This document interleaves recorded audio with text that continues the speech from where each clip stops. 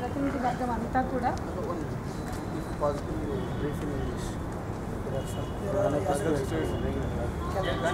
సుజాత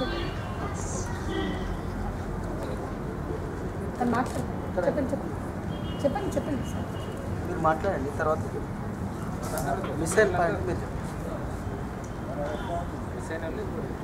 వెళ్ళిన ప్రతినిధి వర్గం పదే పదే ఒక సివిల్ సొసైటీ నుంచి ఇక్కడికి వచ్చిన వాళ్ళం కొన్ని ఆర్గనైజేషన్సే కానీ బయట చాలా ఆర్గనైజేషన్స్ ఈ ఇష్యూ పట్ల కోపంగా ఉన్నాయి, రెస్పాండ్ అవుతున్నాయి. ఇది ఇప్పుడు ఇక్కడితో ఆగదు. ఈ సమస్య చాలా యూనివర్సిటీలకి ప్రజా సంఘాలకు వెళ్ళింది కాబట్టి ఇప్పటికైనా చాలా చిన్న ఇష్యూకి పెద్దగా చేశారు. దీన్ని ఇప్పటికైనా పరిష్కరించండి. వాళ్ళ రెస్టిగేషన్ వెనక్కి తీసుకోవడం ఒకటే కాదు, వాళ్ళ యూనివర్సిటీలో శాంతిని పునరుద్ధరించవలసిన బాధ్యత కూడా యూనివర్సిటీ అథారిటీస్ మీద ఉంది. ఈ అంశాలను ఇప్పుడు వేద్ కుమార్ గారు ఏదైతే చెప్పారో ఆ ప్రతి అంశాన్ని కూడా చాలా స్పష్టంగా మాట్లాడినా పోలీస్ క్యాంప్ ఈ యూనివర్సిటీ ప్రెమిసెస్లోంచి బయటకు వెళ్ళాలనే విషయంలో కానీ ఇమీడియట్ విత్ రెట్రాస్పెక్టివ్ ఎఫెక్ట్ అంటే డేట్ ఆఫ్ ఆర్డర్ రెస్టిగేషన్ ఏ రోజు ఇచ్చిందో ఆ క్షణం నుంచే వెనక్కి తీసుకోవాలి, టేక్ బ్యాక్ ద రెస్టిగేషన్ ఆర్డర్ అనేది చాలా సీరియస్గా మాట్లాడడం జరిగింది. మొదలు వాళ్ళు రిటర్న్గా ఇవ్వాలా, వాళ్ళు స్టూడెంట్స్ అన్నారు, స్టూడెంట్స్ ఇవ్వరు అని చాలా స్పష్టంగా చెప్పినాం. మేము కూడా ఒక సివిల్ సొసైటీని రిప్రజెంట్ చేస్తూ డిఫరెంట్ ఆర్గనైజేషన్స్ తరఫున మేము ఓవరాల్గా మీకు అడుగుతున్నాం, అప్పీల్ చేస్తున్నాం. మా అప్పీల్ని కన్సిడర్ చేసుకుని consider as it is appeal and take back the resignation అని చెప్పినాం. ఎంత చెప్పినా కూడా మొదలంతా కూడా ఇన్ఛార్జ్ వీసీ మా వీసీ వచ్చినాక మేము దాని మీద చర్య తీసుకుంటాం, యాక్షన్ తీసుకుంటాం వాళ్ళం. దానికి మేము చెప్పాం ఇది మా బాధ్యత కాదు, మీరు ఇన్ఛార్జ్గా ఉన్నారు, మీ వీసీ ఎప్పుడో వస్తుంది, 10 రోజులు సెలవు పెట్టిపోయిన వీసీ కోసం మేము ఎదురు చూడం. ఇప్పటికే ఇష్యూ చాలా డిలే అయింది కాబట్టి ఎవరు ఇన్ఛార్జ్గా ఉన్నారో వాళ్ళే నిర్ణయం తీసుకోవాలనే దాని మీద కూడా బైస్ అయింది, చాలాసేపు పంచాయతీ అయింది. ఆ తర్వాత ఆయన ప్రతిదీ కూడా ఆమె సెలవులో ఉంది, కాంటాక్ట్లో లేదంటే మీరు ఫోన్లో కన్సల్ట్ చేయండి, కానీ నిర్ణయం తీసుకోండి. దీన్ని ఇంత డ్రాగ్ చేయడం ఇప్పటికే చాలా అన్యాయం. పిల్లల్ని అన్యాయంగా రెస్ట్రిక్ట్ చేసిందే కాకుండా ఇంత ట్రోమాని మీరు క్రియేట్ చేస్తున్నారు, ఇంత డిస్టర్బెన్స్ జరుగుతుంది. ఇవాళ పోలీసులు యూనివర్సిటీ క్యాంపస్ల గురించి ఇంత మొత్తం శాంతి భద్రతలు సమస్య చేస్తున్నారు, వైలెన్స్ చేస్తున్నారు, అన్నిటికీ మీరే బాధ్యత వహించాలి. పీస్ఫుల్గా ఉన్నటువంటి యూనివర్సిటీలో ఇంత సమస్యను క్రియేట్ చేస్తున్నారు, దీన్ని పరిష్కరించే వైపుగా కూడా చాలా నిర్లక్ష్యంగా ఉంటున్నారు అనేది కూడా స్పష్టంగా చెప్పడం జరిగింది. ఏ విధంగా చెప్పినా కూడా ముందు దశ అంతా కూడా అంతా వీసీనే చూసుకోవాలన్నట్టు వీళ్ళందరూ కమిటీ మెంబర్లు ఎందుకు అన్నట్లుగా చాలా రియాక్ట్ అయ్యాం మేము. దాని మీద ఒక మేడం, నాకు ఆ మేడం పేరు సురభి, కరెక్ట్. ఆమె ఏమంటుంది, మేమన్న దానికి అసలు ఇక్కడ ఒక కమిటీ ఉన్నదా, అసలు విద్యార్థుల ఎక్స్ప్లెనేషన్ కూడా తీసుకోకుండా విద్యార్థులకి ఒక నోటీస్ ఇచ్చినప్పుడు లేదా దాని మీద వాళ్ళ ఒక ఛార్జ్ పెట్టినప్పుడు వాళ్ళ అభిప్రాయం తీసుకోవడం ఒక డెమోక్రటిక్ ప్రాసెస్. కనీసం ఒక డెమోక్రటిక్ రైట్ కూడా ఈ యూనివర్సిటీలో లేదా, అసలు ప్రూఫ్ లేదు, ఒక ఇంటెన్షన్తో జరిగినటువంటి చర్యగా మేము భావిస్తున్నాం. అంత మాపులో ఆ ముగ్గురే చేశారని ఇమీడియట్ పోలీస్ కంప్లైంట్ ఇవ్వడంలోనే ఒక దురుద్దేశం దాగుంది, ఒక ఇంటెన్షనల్గా చేసినటువంటి చర్యగా కనిపిస్తుంది. ఆ ముగ్గురు పిల్లల్ని వాళ్ళు ఏరికోరి ఆ ముగ్గురు పిల్లల్ని వీళ్ళు బాధ్యులు, వీళ్ళు రెస్పాన్సిబుల్ అని చెప్తున్నారంటే యూనివర్సిటీ అథారిటీకి ఆ పిల్లల మీద ఉన్నటువంటి కోపం వాళ్ళ మీద ఛార్జ్ చేసేలాగా చేసింది.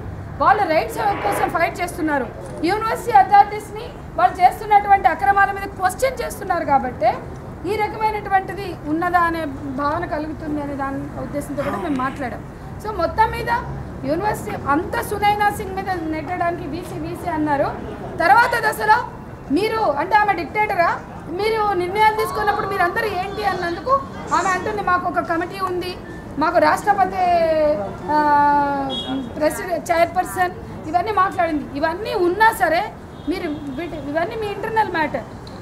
మాటికి వాళ్ళు ఏమంటున్నారు, this is our internal issue, we are ready to solve this అంటే then solve it right now అని చెప్పి మేము ఖచ్చితంగా కన్సిస్టెంట్గా మాట్లాడడం జరిగింది. ఇనీషియల్గా ఇమీడియట్ అని మాట్లాడినాం, మేము ఓరల్గా మా అప్పీల్ తీసుకోవాలన్నా, బట్ ఫైనలీ మేము రిటర్న్గా ఇవ్వడానికి అంగీకరించాం. అక్కడ ఉన్నటువంటి ఆర్గనైజేషన్స్ అంతా కూడా immediately resignation take back the resignation and do the justice అని ఇవ్వడం జరిగింది. సో అల్టిమేట్గా రెస్పాన్సిబిలిటీ వాళ్ళ మీద ఉన్నది.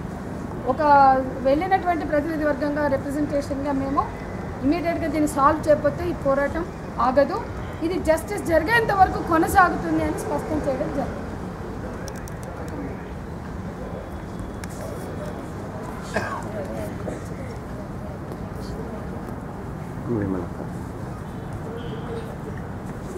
అందరికీ ఉద్యమాభినందనలు. ముందుగా 5 రోజులుగా మీరు చేస్తున్న ఈ పోరాటానికి మరొకసారి ప్రత్యేక అభినందనలు. గతంలో కూడా ఇక్కడ పోరాటాలు చేసిన చరిత్ర ఉంది. అయితే అంతకుముందు మాత్రం చాలా పీస్ఫుల్గా ఉండేది. కానీ ఈమె వచ్చిన తర్వాత ఎట్లా అడుగు పెట్టిందో ఏం కథనో కానీ వచ్చి నుంచి లొల్లే మొదలవుతున్నాయి. అంటే డెమోక్రసీ అనేటువంటి పదానికే అర్థం తెలియనటువంటి మూర్ఖుల ఆధ్వర్యంలో జరుగుతున్నటువంటిది ఇది.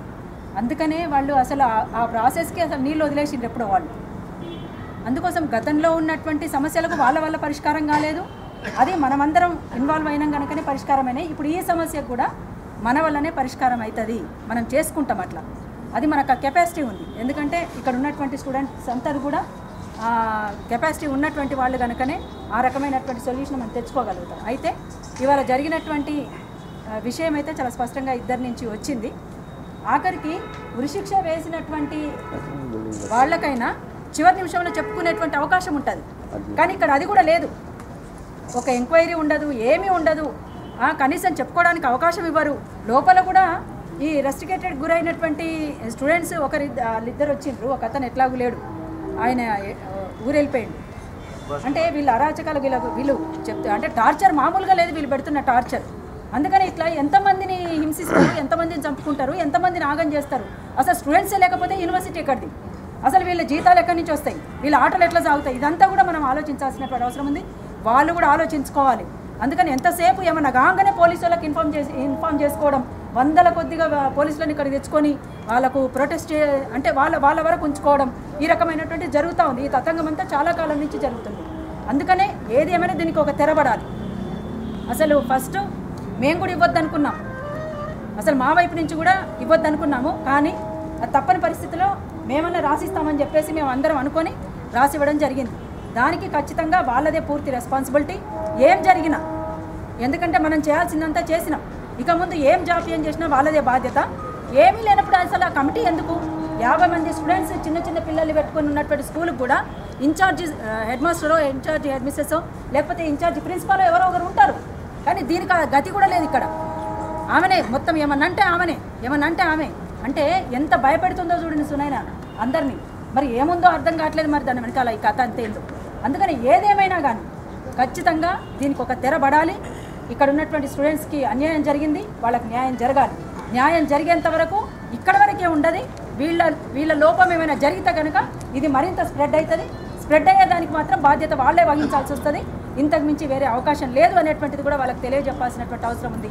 ఖచ్చితంగా ఇక్కడ ఉన్నటువంటి స్టూడెంట్స్కి న్యాయం జరిగేంత వరకు ఈ పోరాటం ఆగదు అనేటువంటి విషయాన్ని అందరం కూడా అక్కడ కూడా చెప్పడం జరిగింది. ఇక్కడ అందరి సమక్షంలో కూడా చెప్పడం జరుగుతూ ఉంది.